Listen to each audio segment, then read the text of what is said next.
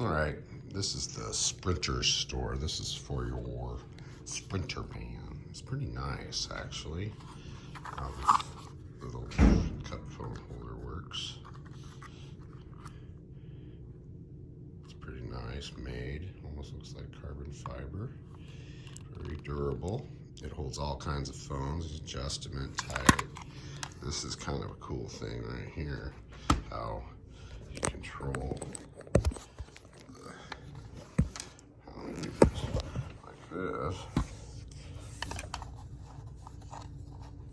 Turn this little knob and it extends it so you can tighten it down in your cup. So this one is pretty nice.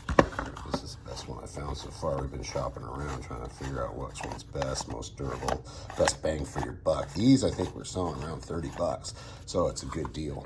It's better, I mean, you know, Weathertech, but Weathertechs are nice, but I'm gonna say for 10 bucks, I'm like, this one is probably a better option.